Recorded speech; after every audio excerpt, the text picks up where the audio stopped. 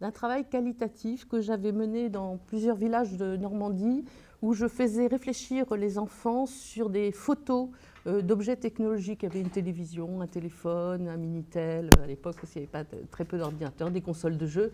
Et en fait, je les prenais en petits groupes de 4, en alternant des groupes mixtes, des groupes entièrement filles et des groupes entièrement garçons. C'était des enfants de l'école primaire, donc je prenais des CE2, CM1, CM2, donc très jeunes. Et ça a très bien marché, je parle des enquêtes au fur et à mesure, ça a très bien marché en fait, à la fois de les faire travailler en groupe, ça a des effets de groupe qui sont énormes, mais qui sont tellement visibles qu'on arrive à gérer le biais de manière assez intéressante finalement, parce que les garçons dans un groupe mixte prennent la parole beaucoup plus souvent que les filles, donc ont tendance à effacer la parole féminine, qu'il y a de la compétition dans les groupes de garçons qui est très sensible et qui donc biaise le type de réponse, puisqu'on est dans la surenchère sur j'ai ça, j'utilise ça, donc tout le temps. Mais moi j'ai trouvé que c'était une expérience formidable, et le travail avec photo, que j'ai jamais reproduit après, je pense que c'est... Si tu avais l'ambition de travailler sur des plus jeunes, c'est vrai que ça fonctionne bien comme déclencheur d'interprétation. En fait, je ne l'ai pas dit ce matin, mais là, il y a une partie de l'enquête où c'est à peu près le même principe. Il y a 2 enfants, 3 enfants ensemble de la même classe, et j'amène un iPad, et en fait, ça permet d'interagir très vite avec des morceaux qu'ils aiment, Oui. qu'ils n'aiment pas. Oui. Oui. Non, c'est bien d'avoir des supports. C'est sûr que ça aide. Donc ça, c'est une première enquête.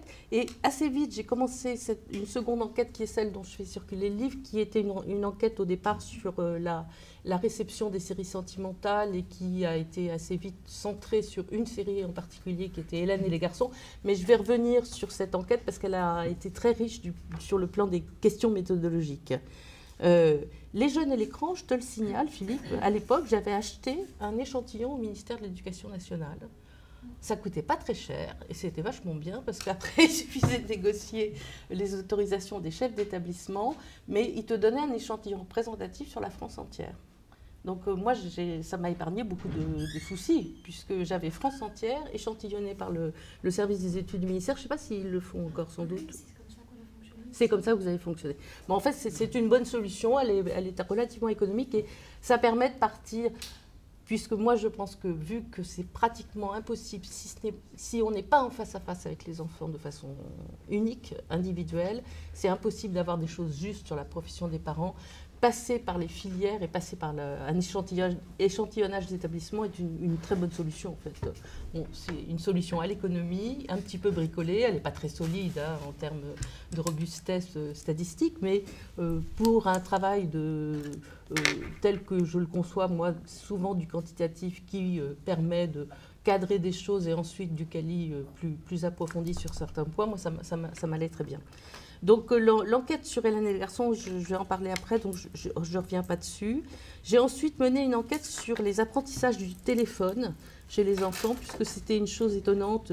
L'ordinateur, c'est facile, mais apprendre à interagir à distance au téléphone était vécu comme quelque chose d'extraordinairement difficile. Je l'avais vu apparaître dans pas mal d'enquêtes. Et ce type d'enquête, c'était pareil, des élèves de CM1, CM2, donc à un âge où on commence à avoir le droit de décrocher le téléphone chez soi, etc. Et cette enquête m'a conduite à une autre enquête qui était sur les manières de téléphonie dans les milieux immigrés, puisque au cours des différents établissements où j'avais interviewé des enfants par petits groupes, encore une fois, j'étais tombée sur une série une école au Mureaux, dans la région parisienne, dans un quartier très défavorisé. Là, ils avaient tous un téléphone portable, alors qu'aucun autre enfant, j'en avais vu 40 avant, aucun autre n'avait un téléphone portable. Et donc, en remontant cette piste, en obtenant un petit bout de financement supplémentaire, j'ai pu travailler sur les manières téléphoniques dans les familles, selon les milieux sociaux, avec la spécificité des usages de la téléphonie mobile, qui était toute récente à l'époque et très chère, dans des milieux extraordinairement défavorisés financièrement, où ça répondait à des logiques de coordination familiale qui ne pouvaient pas être assurées, les parents n'ayant pas le téléphone sur leur lieu de travail, parce qu'ils avaient un travail ouvrier, les enfants ayant des problèmes de transport scolaire très, très difficiles. Et donc, c'était de la coordination qui était assurée par le téléphone portable, avec un système où on n'achetait pas de carte, Donc c'est des téléphones qui ne permettaient pas de téléphoner, mais qui permettaient de biper. Donc ça, c'était intéressant. Ça montre un début d'enquête peut mener à une autre enquête. Et là, après, travailler sur les manières de téléphone, c'est super intéressant. C'est comme les manières de table, finalement. Ça en apprend beaucoup, beaucoup sur la vie familiale. J'ai ensuite mené une enquête sur les lycéens. C'est un livre que je peux apporter, la culture lycéenne, avec au départ un questionnaire dans 3 établissements différents de la région parisienne. Donc, ce n'était pas du tout un échantillon national. Et j'avais pris les établissements avec un lycée de centre-ville à Paris, très sélectif, donc avec un recrutement social extrêmement favorisé, un lycée de la grande banlieue Est qui était un lycée professionnel et un lycée de la grande banlieue Sud qui était un lycée polyvalent, général et technologique, mais avec beaucoup plus de classes technologiques que général. Et là, donc, les questionnaires étaient assez simples, très courts par rapport à votre questionnaire avec 100 questions. Ce n'était pas du tout ça. C'était vraiment un questionnaire de cadrage à partir duquel je cherchais à recruter des interviewés. J'en ai recruté. Et les résultats du questionnaire, j'en ai fait un peu usage dans le livre, mais assez peu, parce que c'est vrai que ce n'était pas un questionnaire qui, pour moi, était très solide. D'abord, il était un échantillon qui n'était pas très représentatif. Donc là, j'ai ensuite pratiqué par entretien. Et ça, c'était une enquête qui était en 2003 et 2004. J'avais donc déjà un certain âge et j'ai une anecdote à propos de cette enquête, parce que ça portait beaucoup sur les jeux vidéo, sur toutes les pratiques de loisirs. Et une des conclusions auxquelles j'aboutis, c'est qu'en fait, pour réussir des enquêtes auprès des jeunes, il faut prendre des intervieweurs jeunes, hyper branchés sur ce qu'écoutent les jeunes. Et que moi, j'ai fait ça, je devais avoir 40 ans bien passés.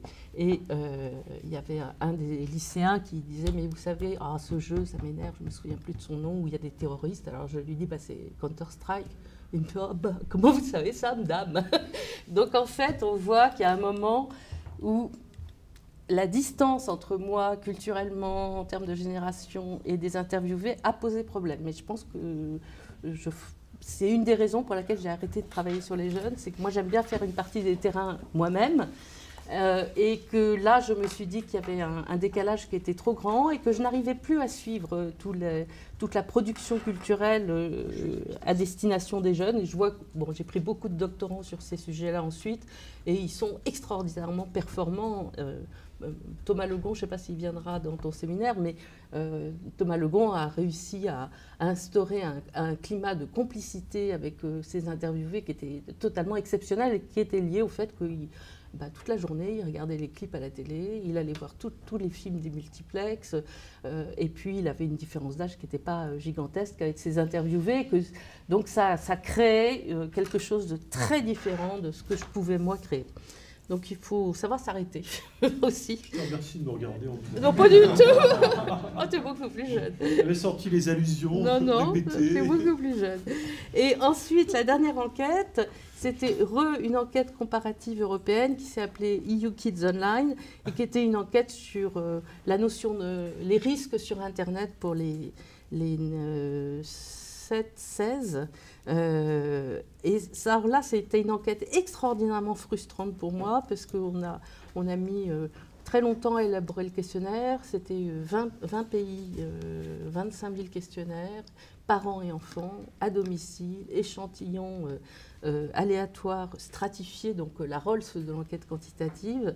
Et j'ai trouvé que les résultats étaient extraordinairement pauvres, notamment parce que le questionnaire était le fruit de compromis entre des psychologues, des sociologues, des psychosociologues, et que les compromis, c'est pas terrible quand on fait un questionnaire, et que du coup, on a débouché sur quelque chose qui est une énorme machine, qui a coûté extraordinairement cher. C'était un financement européen pour des résultats que je trouve finalement modestes. Voilà. Donc ça, c'est l'ensemble des enquêtes. Sur les points généraux, alors, je pense qu'il y a... Ça m'a frappé ce matin en vous écoutant, c'était intéressant. Moi, j'ai trouvé la matinée très riche. Il il y a un certain nombre de choses qui ont été évoquées qui sont des problèmes généraux, en fait, de la passation du questionnaire, les problèmes particuliers que posent, par exemple, les passations en milieu populaire, où c'est beaucoup plus difficile. Les gens ne veulent pas répondre, ils se sentent agressés par le dispositif d'enquête. Donc tout ça, on pourrait dire que ça vaut pour tout le monde, ce n'est pas spécifique aux jeunes. Alors qu'est-ce qu'il y a de spécifique aux jeunes? Je dirais certaines choses. Alors d'abord, je pense que l'endroit où se fait la passation change beaucoup les choses. Moi, j'ai jamais eu de financement énorme pour faire des enquêtes, donc j'ai pas pu, sauf l'enquête EU Kids Online qui était entièrement gérée par Ipsos, et la passation faite par Ipsos avec le démarchage à domicile, etc. Mais c'est pas moi qui l'ai fait. Quand je faisais moi-même les passations, ce que j'ai toujours fait avant, on s'aperçoit que quand on n'a pas énormément d'argent, on est obligé de passer par l'école, donc passation en classe. Alors, ça a beaucoup d'avantages. Le premier, c'est que ça coûte moins cher, ça c'est sûr, de très loin. Le deuxième, c'est que les jeunes sont très contents qu'il y ait une heure de cours qui saute pour aller parler des séries télé, des jeux vidéo ou de choses qui leur plaisent dans la vraie vie. Et donc, c'est des passations qui sont faciles, qui suscitent de l'enthousiasme, de la bonne volonté. Bon, après, il y a évidemment deux biais énormes. Un qui dépend des thématiques du questionnaire plus ou moins, c'est le biais de la présence d'un enseignant. Moi, j'essayais que les enseignants quittent la classe, mais ça n'a pas toujours été possible. Souvent même, ils n'ont pas le droit, je crois. Donc, en fait, la présence de l'enseignant est un regard de culture légitime sur des pratiques que je venais enquêter, qui étaient toujours des pratiques de loisirs et souvent des pratiques du loisir de la vie de tous les jours, notamment la télévision, beaucoup, les jeux vidéo, des choses comme ça. Donc, c'est vrai que ça crée une sorte de dissonance. Et ça, je l'ai senti très fort dans l'enquête sur les séries collèges et Hélène et les garçons, dont je reparlerai. Le deuxième biais, et celui-là est vraiment indépassable, malheureusement, c'est les effets de groupe et le fait que remplir un questionnaire en classe, c'est être à côté des gens avec qui on est, à côté desquels on est assis habituellement, et que du coup, ça m'a frappé quand on ramasse un paquet de questionnaires. Je ne sais pas si ça vous a fait le même effet. Ils recopient les uns sur les autres. Ils font hyper attention de ne pas mettre une réponse qui ne serait pas conforme à ce qu'on attend d'eux en termes d'identité dans la classe. Donc, il y a problème de chahut, quelquefois. Bon, ça encore, c'est à peu près gérable.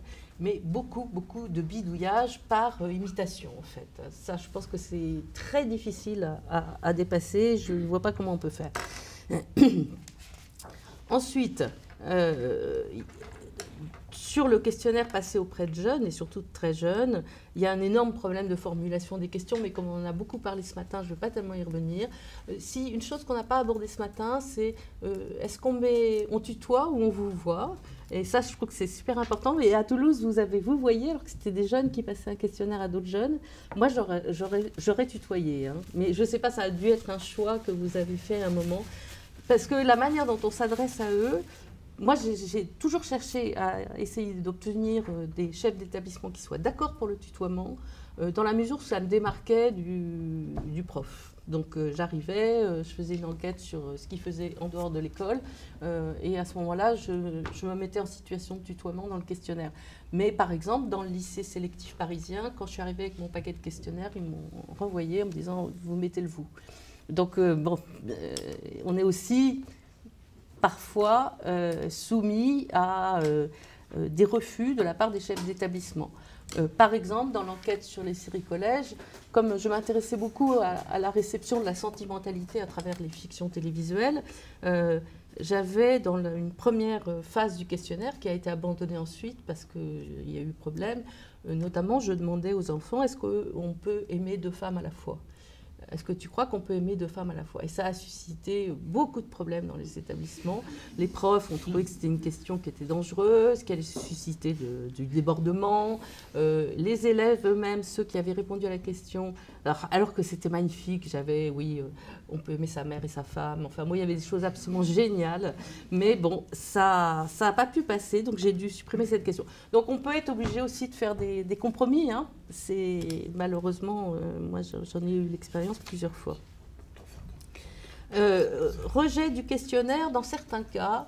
Par exemple, la grande enquête Les jeunes et l'écran, la première que j'ai menée, il y avait un questionnaire qui était passé à l'île de la Réunion, à grande échelle, puisqu'il y avait un échantillon de 1000 élèves à la Réunion. Et là, c'était un questionnaire donc, qui avait été élaboré pour une enquête européenne, qui avait été rédigé en français par l'équipe française, mais à La Réunion, il a suscité un rejet, mais absolument dingue, sur le fait, c'est vrai, on demandait est-ce que tu es tout seul dans ta chambre ou tu partages ta chambre, puisqu'on cherchait à travailler sur les cultures de la chambre à coucher, sur des choses comme ça. Et à La Réunion, tout le monde, il y a très peu d'enfants qui ont leur chambre, c'est quand même un territoire très pauvre, et sur un vrai échantillon, il y avait une série d'enfants qui se sont sentis extraordinairement agressés par les questions sur la chambre privée, sur le fait que il y avait des questions sur la profession des parents, bien sûr, qui ont été jugées extrêmement indiscrètes. Donc les questionnaires de La Réunion, c'est presque un modèle de rejet de questionnaire. C'est griffouillé, c'était des questionnaires papier, bien sûr. Ça ne vous regarde pas, mais pour qui vous vous prenez, enfin, très, très dur comme retour. Donc je pense que c'est quelque chose qu'on a abordé ce matin. C'est vrai qu'on ne peut pas faire le même questionnaire exactement dans les mêmes formulations pour des enfants qui ont 15 ans et pour d'autres qui ont 9 ans. Ce n'est pas possible. Moi, je t'ai dit, je pense que assez souvent, moi, dans les enquêtes européennes, il y avait 2 questionnaires, en fait, et ils étaient formulés un petit peu différemment. Et surtout, ils étaient plus courts pour les plus jeunes. Mais aussi, je pense qu'on ne peut pas passer dans un contexte aussi pauvre que celui de l'île de la Réunion, un questionnaire qui a été forgé pour des classes moyennes occidentales, en fait, où ça a suscité beaucoup de haine, presque, parce que personne n'était équipé en ordinateur, donc il y avait des questions sur l'ordi qui étaient prises comme une agression.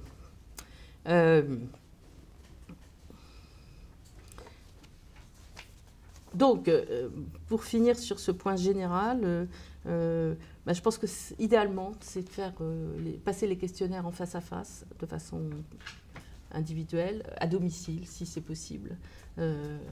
Faire les entretiens à domicile. Il y a tellement de choses qu'on apprend en regardant la décoration dans la chambre d'un enfant que c'est une mine d'or. Donc, par exemple, Guévarec, il a fait des photos dans son travail sur les chambres à coucher, et elles sont vraiment très très fortes, ces photos. Donc je pense que essayer de rentrer dans l'intimité, c'est évidemment de bien meilleures conditions que la passation dans un lieu neutre comme l'école. Après, je vais parler plus particulièrement de cette enquête-là, la culture des sentiments, qui était donc une enquête où je voulais travailler sur ce sujet parce que j'avais lu tellement d'articles dans la presse sur cette fameuse série Hélène et les garçons que vous ne connaissez pas forcément tous ici, qui était une série qui a été décriée dans la presse parce que, non pas parce qu'elle était violente ou qu'elle avait un vocabulaire cru ou quoi que ce soit, mais parce qu'elle était bête et cucu. Et donc, je trouvais que c'était des arguments qui étaient tellement étranges que je me suis dit, qu'est-ce qui se passe autour de cette série? Il y avait énormément un engouement chez des jeunes pour cette série qui était massif. Il y avait 6 millions de jeunes téléspectateurs à chaque épisode, ce qui est énorme. Et donc, je voulais travailler sur cette série. J'ai d'abord commencé par suivre ce que faisaient les sociologues de la télévision anglaise à l'époque, qui avaient lancé les premiers travaux en réception, en études de réception, en allant regarder la télévision chez les gens. Il y avait tout un tas de travaux qui étaient sortis, le livre de Katz et Libes, les travaux de Morley, les travaux de James Lull. Enfin bon, il y avait des travaux anglais qui étaient fascinants. Sauf que quand moi j'ai essayé de faire ce qu'eux ils disaient qu'ils faisaient, j'ai trouvé que c'était intolérablement artificiel, à savoir arriver chez les gens, sonner chez eux, après avoir pris rendez-vous bien sûr, et regarder la télévision qui est vraiment typiquement, au moins ça vous apprend ça vous apprend que la télévision c'est un support médiatique qui est totalement intégré dans les routines domestiques quotidiennes et que du coup, venir poser ce support en objet de recherche, c'est un artefact absolument considérable qui rend très difficile la solidité de cette méthode. Donc j'ai fait ça dans une dizaine de familles où en plus j'essayais de varier les contextes sociaux, donc il y avait des familles plutôt classe sup et des familles plutôt populaires. Et c'était inouï ce que ça pouvait déclencher comme réaction, c'est-à-dire dans les familles plutôt classe sup, j'étais vraiment littéralement agressée par les mères de famille qui disaient mais pourquoi le CNRS fait quelque chose là-dessus, c'est honteux, etc. Parce que c'est vrai que c'était une série très bas de gamme. Et après, il y avait tout le temps, par exemple, la mère qui intervenait quand je regardais un épisode avec les enfants et après on discutait, j'enregistrais. La mère intervenait sans arrêt pour mettre son grain de sel en disant mais c'est tellement crétin. Enfin bon, donc c'était archi surplombé par le discours maternel de condamnation de ce type de programme. Donc c'était absolument impossible de travailler en réception de cette manière-là. Et dans les familles populaires, c'était encore pire. J'avais droit à on sait pas, on n'a pas regardé tous les épisodes, peut-être qu'on ne va pas savoir répondre à toutes les questions. Donc un truc qui était, je leur faisais passer le bac sur Hélène et les garçons, c'était vraiment insupportable comme situation. Du coup, moi j'ai compris quelque chose de très important qui m'a beaucoup servi après pour d'autres travaux sur la télévision, c'est à quel point la télévision c'est quelque chose qu'on n'a pas le droit de venir regarder de l'extérieur. Ça fait partie d'une vie familiale accomplie. Au jour le jour, avec des routines, des rituels, des places pour s'asseoir. Moi, à chaque fois, on me donnait la meilleure place, alors que j'aurais voulu que les gens soient assis là où ils s'asseyaient habituellement, bien sûr. Et donc, j'ai compris que ces enquêtes en réception menées à domicile, en regardant les programmes et en faisant comme si on était en conditions réelles, sont absolument aberrantes, sont très difficiles. Je crois que Sabine Chalvon a beaucoup travaillé sur la réception d'urgence, elle a énormément écrit sur cette question. C'est vrai que c'est un énorme problème d'aller s'incruster. C'est une violence en fait, c'est une très très forte violence. Donc j'ai arrêté les observations en me disant c'est foutu, je ne vois pas comment je vais faire. Et puis j'ai eu l'occasion à ce moment-là, après avoir donné des conférences dans un groupe de jeunes profs en formation à l'UFM de Versailles, de découvrir que les profs, ça les intéressait parce qu'ils entendaient, ils étaient en année de stage, ils entendaient beaucoup les enfants parler de la série dans les cours de récréation et ils ont accepté de passer un questionnaire dans leur classe. Donc j'ai eu une passation très spéciale puisque ce sont des professeurs à qui je remettais des paquets de questionnaires et qui me les renvoyaient ensuite. Donc c'est eux-mêmes qui les ont passés, c'est pas moi. Et ces questionnaires, quand ils sont revenus, j'ai commencé à les regarder. Alors d'abord, il y avait cet effet les paquets arrivaient classe par classe, cet effet de reproduction de ce qu'avait écrit l'autre très fort. Et puis surtout, j'avais les chiffres de médiamétrie. C'était un questionnaire qui portait sur toutes les séries sentimentales à la télévision, et pas particulièrement sur Hélène et les garçons. Les chiffres de médiamétrie montraient que ce que déclaraient, regardaient et aimaient ces jeunes, qui étaient collégiens et lycéens, était complètement faux par rapport à ce qu'avait mesuré le médiamétrie. Donc je me suis dit, bon, qu'est-ce que je fais? Est-ce que je considère que c'est une opération de recherche ratée?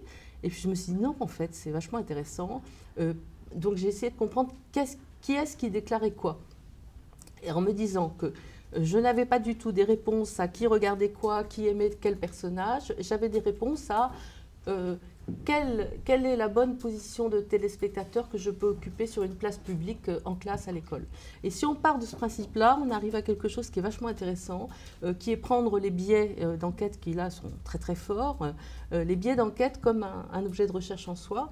Et donc j'ai travaillé sur la présentation de soi comme téléspectateur. Alors ça peut être je suis un garçon, donc je ne peux pas déclarer regarder des séries où les histoires sentimentales et les histoires de couple sont très présentes. Donc je ne vais déclarer que des séries d'action. Enfin, parmi le bloc, il y avait une vingtaine de séries collège à l'écran, à la télévision. Je ne vais déclarer regarder que des séries qui ne me compromettent pas du côté de ma masculinité. Quand on est un enfant parce qu'il y avait des profs qui travaillaient dans une zone très défavorisée, type les Mureaux, et puis d'autres qui travaillaient dans des banlieues résidentielles, type Versailles. Donc j'avais un truc à la hache sur opposer des milieux plutôt franchement très défavorisés et plutôt très favorisés. Et on voyait que dans les milieux les questionnaires remplis dans les zones très défavorisées ne citaient que des séries qui ne mettaient pas en scène des personnages trop aisés. Par exemple, Beverly Hills, c'était une série citée à Versailles, parce que ça met en scène des jeunes plutôt de milieux très favorisés à Beverly Hills. Et puis, au contraire, Parker Lewis ou d'autres séries qui sont des séries qui mettent en scène non pas des milieux défavorisés, mais quelque chose de plus combatif, surtout du côté masculin, étaient cités dans ces zones-là. Donc on voit qu'à ce moment-là, on peut travailler sur le biais de la passation en classe, qui est un biais énorme, mais simplement en le retournant comme un avantage, comme un objet de recherche, et que ça donne... moi, je me suis beaucoup servi des résultats de ce questionnaire pour montrer comment, en fait, on est obligé de dissocier dans les analyses ce qu'on regarde de ce qu'on dit regarder, ce qu'on aime de ce qu'on dit aimer, sachant que ça vaut à l'inverse. On peut très bien dire je ne regarde pas une série même si on la regarde, on peut dire je la regarde même si on ne la regarde pas, parce qu'il y a tout un travail collectif sur les bonnes présentations de soi comme téléspectateur dans l'espace public, et ce travail est particulièrement actif sur le lieu scolaire où il y a les jeux de rôle, la récréation et tout ça. Donc ce questionnaire qui au départ a été une grande catastrophe, finalement, moi je trouve que j'ai pu en avoir un usage franchement intéressant, mais en le positionnant comme pas du tout du déclaratif fidèle, mais du déclaratif sociologiquement pertinent. Donc on va voir que les garçons peuvent choisir que des personnages masculins, par exemple. C'est très très impossible pour eux de déclarer. Déjà, ils vont être beaucoup moins nombreux à déclarer aimer un personnage, parce que c'est compromettant. Hein. Le voyage dans la fiction, c'est beaucoup plus acceptable du côté féminin que masculin. Donc il y a toute une série de mises en scène de soi qui s'opèrent, qui sont très liées au sexe, à l'âge, à l'origine sociale. Et puis finalement, j'ai fini par travailler sur les... J'avais essayé pendant 6 mois d'avoir accès au courrier qu'envoyaient les fans aux comédiens d'Hélène et les garçons et de l'ensemble des séries du producteur qui produisait cette série. Et ça a été très difficile parce qu'il avait peur que j'en ai un usage qui desservirait l'image de marque du producteur. Mais j'ai fini par avoir accès à ces courriers. Et là, c'était un matériau merveilleux en termes pour travailler sur la réception, mais très compliqué. Il y avait à peu près, quand j'ai commencé à avoir accès au courrier, il y avait à peu près 5 à 600 lettres qui arrivaient par jour, mais avant il y en avait encore plus, donc la série était plutôt en début de déclin. Donc ça dit quelque chose d'énorme sur la centralité de la télévision dans l'imaginaire. C'est des petites filles entre 8 et 13 ans qui écrivaient en gros, pas de garçons, et milieu très rural, semi-rural, ce que je pouvais voir d'après les cachets sur les enveloppes. Mais sans revenir sur les résultats, ce que je dirais, c'est que là, j'ai eu un autre problème, c'est que je ne comprenais rien à ces lettres au début, parce que c'est des enfants qui écrivent à une idole. Moi, je n'ai pas leur âge, je ne peux pas avoir cette relation à l'héroïne d'Hélène et les garçons. Donc j'ai mis très très longtemps à accepter d'essayer de devenir comme elles étaient pour arriver à écrire, parce que c'est très très compliqué en fait de gérer ce décalage entre des bouffées de déclarations d'amour à quelqu'un qu'elles ne connaissent pas, où on peut avoir une position assez misérabiliste en disant bon, elles sont complètement mystifiées, et en même temps cet effet de vérité que la télévision semble acquérir dans la vie à la préadolescence, en fait, avec la constitution de modèles de féminité, de modèles de couple qui passent fortement par les fictions. Donc ça a été un très long travail avec moi-même, très difficile. Je me suis enfermée, j'ai lu, relu. J'ai pris la décision de ne faire aucun traitement par un logiciel qui aurait complètement écrasé ce matériau où il y avait plein de dessins, de petits objets, de choses comme ça. Donc un traitement purement subjectif, et que j'assume comme ça d'ailleurs, où j'ai travaillé sur les lettres qui m'intéressaient, mais ça en faisait beaucoup, en essayant de comprendre ce qu'elles voulaient dire et ce qu'on pouvait en comprendre. Mais ça a été franchement, en termes de méthode, il n'y avait pas de méthode et je ne savais pas comment en trouver. Voilà, et puis pour finir, je dirais que dans cette enquête, j'ai essayé, comme ça a duré très longtemps, j'ai fait 4 ans de terrain, dans cette enquête, j'ai essayé d'accrocher tous les matériaux annexes que je pouvais avoir.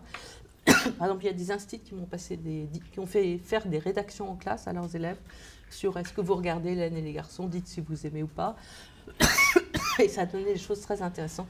Me donnerais-tu un petit peu d'eau, Philippe, hein? J'ai fait des observations des concerts d'Hélène en province, et ça, c'était super intéressant aussi de voir 6000 fans d'un coup au bord de la Pamoison. Et puis les conflits entre mères et petites filles sur le lieu des concerts. J'ai récupéré les télégrammes qu'elle avait reçus dans sa loge après qu'elle soit partie, où on voit que le ministre de la Culture, tiens par exemple, se fendait de son petit télégramme d'admiration à Hélène et les garçons. Voilà. Voilà, on peut peut-être... Moi, j'ai juste une remarque par rapport à ce que vous avez soulevé tout à l'heure sur quand ils répondent aux questionnaires, ils copient. Enfin, en gros, je ne l'ai pas précisé ce matin, mais c'est une des remarques méthodologiques qu'on a vu entre le questionnaire papier et le questionnaire en ligne. Autant il y a cet effet-là dans le questionnaire papier, autant le questionnaire en ligne gomme ça. Parce que l'individualisation de l'écran et le fait que les autres ne voient pas ce qui est coché, et effectivement, c'est flagrant entre le questionnaire papier et en ligne. Oui, tu as raison, c'est sûrement beaucoup plus individualisant comme dispositif. Ouais. En fait, le questionnaire avec un écran informatique, je trouve que ça instituait plus une espèce de compète entre les élèves. C'est-à-dire, je m'applique, je suis le premier, je maîtrise le truc. C'est vrai que ça. Ils avaient tous un écran ? Oui. Oui. On avait négocié ça, c'est vrai qu'on ne l'a pas indiqué ce matin, mais ça faisait partie des négociations. On réservait, c'est pour ça que logistiquement c'était compliqué quand même. Il fallait réserver une salle informatique complète avec le nombre de postes. Et les premières sessions, c'était à Baugé, j'étais avec Nicolas, je me souviens, c'était une cata, c'est-à-dire que qu'est-ce qui s'était passé? J'ai dû rappeler c'est que la société Sphinx n'avait pas mis en ligne les bons items. Enfin, il y avait un ou deux items qui n'étaient pas bons, quoi. Du coup, j'ai dû les rappeler, paniquer. En disant, mon Dieu, tout était millimétré, calibré. Heureusement, ils ont rectifié hyper vite, quoi. Cauchemar. Non, mais ça, je suis sûre que tu as raison. L'écran doit. Ouais. Alors que c'est assez marrant de regarder une classe remplir un questionnaire, ils se marrent. Hein. Ouais. Surtout quand tu leur demandes les séries que tu préfères. Et toi, tu mets quoi? Bon, c'est normal. Hein. En papier, on avait eu des réactions violentes, même parfois. Ouais. Genre une fille, enfin ça arrive, mais qui traitait toute la classe de bouffons, bande de bouffons, vous n'allez pas répondre à leur questionnaire. Il y a une classe où la passation a déraillé, quoi, en fait, complètement. Ouais. Parce qu'il y avait une leader de classe, quoi, papier, qui faisait un blocage avec les questions du questionnaire et qui, pendant l'heure, a empêché tous les autres de remplir le questionnaire. Avec une enseignante désespérée qui m'a dit de toute façon ne faites rien, on n'arrive pas à la maîtriser. Donc, En fait, c'est comme si le papier, ça redoublait la dimension scolaire, quoi, du travail scolaire. Et du coup, ça suscitait des réactions. Mais c'est pas qu'une fois, ouais. Alors qu'avec le questionnaire en ligne, jamais. C'est jamais arrivé. Non, c'est intéressant ça. Entre les questionnaires papier en ligne, il y a aussi une différence par rapport à la violence symbolique, entre guillemets, qu'on peut ressentir quand on remplit ce genre de questionnaire. C'est qu'en papier, ils ont la conscience que les questionnaires vont être lus et saisis. Alors que la version en ligne, ils savaient et on leur expliquait que leur réponse était automatique. Parce que la question qui revenait, c'était est-ce que c'est bien anonyme et on leur disait mais vos réponses, en fait, on pourra même pas les traiter presque individuellement parce que c'est automatiquement agrégé sur la base de données. Alors effectivement, nous, on arrive à voir par questionnaire, mais eux avaient l'impression que leurs questions, finalement, étaient automatiquement noyées dans une... Et effectivement, ça change pas mal de choses. Oui, c'est possible. Et puis, ils ne voient pas quand tu as un questionnaire papier, ils voient l'épaisseur du questionnaire papier, puis là, il était conséquent. Quand tu as un écran et qu'effectivement, il faut finir une fenêtre pour passer à la seconde fenêtre, et ainsi de suite, finalement, ils voient, si j'ose dire, ils n'en voient pas la fin, mais c'est très confortable pour eux. Mais sur la spontanéité des réponses, vraiment, le questionnaire en ligne, je prolonge ce qu'on avait expliqué ce matin entre papier et version en ligne. La version en ligne, elle adoucit, si on peut le dire comme ça, la violence de l'expérience de la réponse, quoi. C'est très possible, oui. Je veux bien le croire. Moi, j'ai une question sur cette expérience de vous inviter chez les gens pour regarder la télé en compagnie des familles. Je comprends très bien pourquoi vous avez arrêté. Mais en même temps, je me demande, il y a quand même un avantage dans cette situation-là qui est unique par rapport à toutes les autres situations, c'est de suivre l'expérience du regard en temps réel, n'est-ce pas? Vous avez là une trace au fur et à mesure qu'on avance dans le visionnage. Alors, comment c'était quoi votre protocole? Vous notiez les réactions au fur et à mesure, et qu'est-ce que ça vous permettait de comprendre? Parce que si on demande à la fin, alors qu'est-ce que vous avez pensé de cet épisode ou de ce personnage, c'est clair que ce n'est pas la même temporalité que quand vous êtes en train de les suivre au fur et à mesure. Alors, le protocole, c'était qu'il regarde l'épisode à l'heure et à l'endroit où il le regardait habituellement. Sauf qu'en fait, il y a des changements de place, j'ai jamais pu gérer ça. Donc, ils me laissaient une place qu'ils auraient occupée eux. Et après, moi, je regardais l'épisode avec eux sans prendre de notes, mais en regardant le plus attentivement possible les réactions. Et notamment, la seule chose que j'ai pu garder de ce protocole d'observation à domicile, c'était l'attitude des très jeunes garçons qui, en général, c'était une fille de 10-13 ans qui était fan d'Hélène et les garçons, donc qui regardait tous les soirs en rentrant de l'école.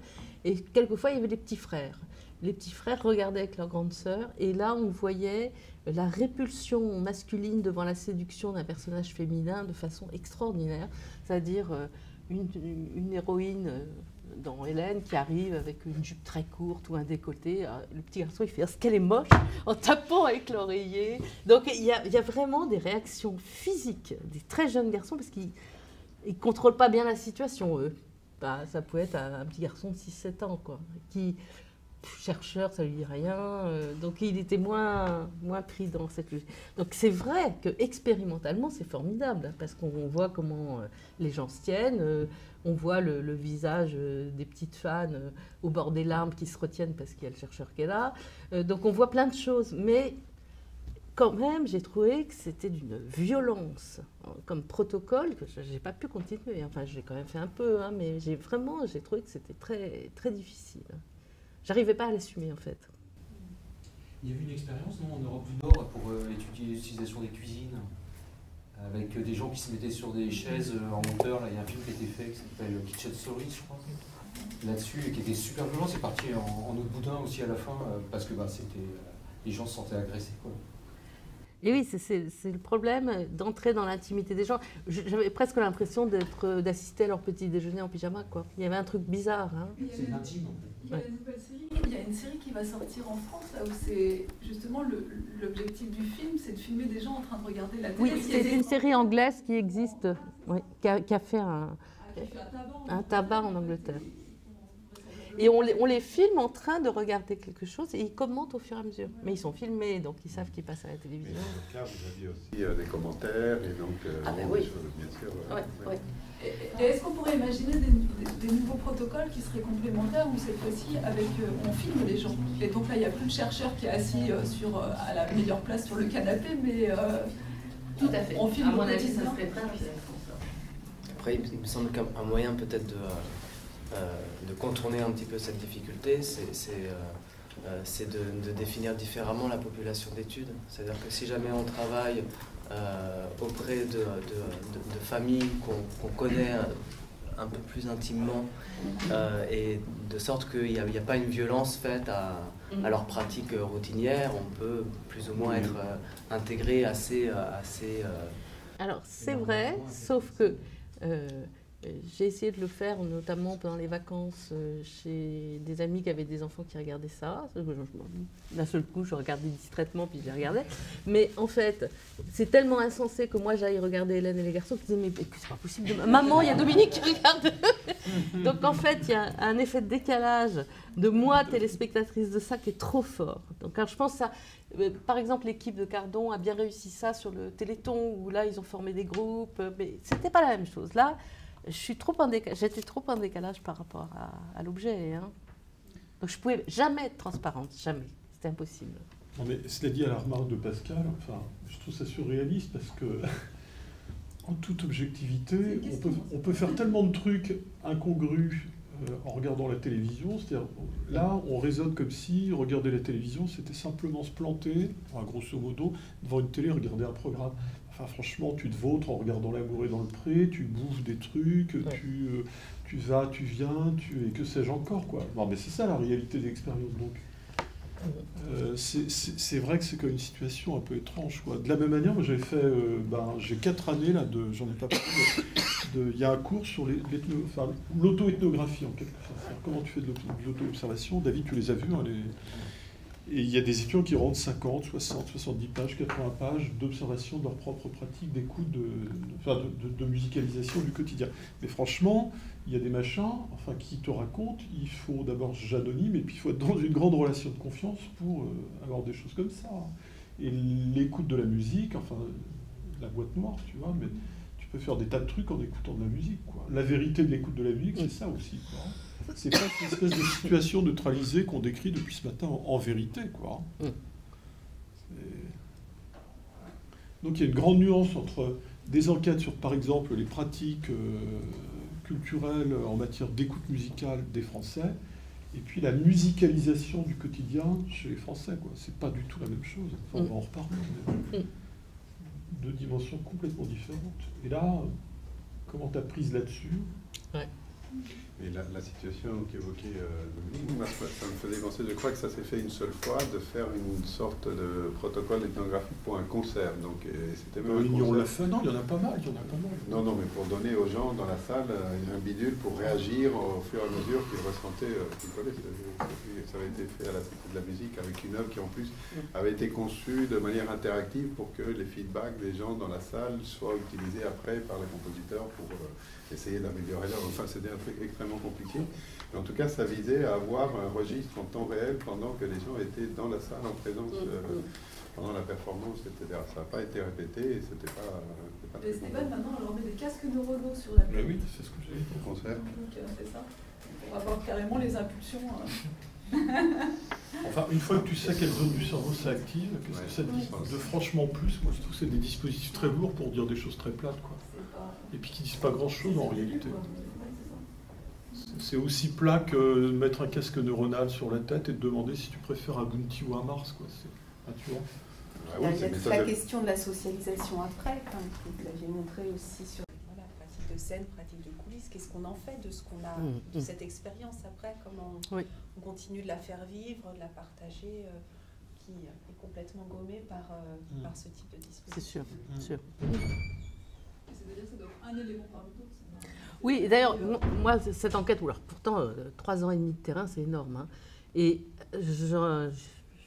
j'ai fini en me disant, il me manque encore plein de choses. C'est-à-dire, c'est infini un travail sur la réception. C'est infini, en fait. Absolument.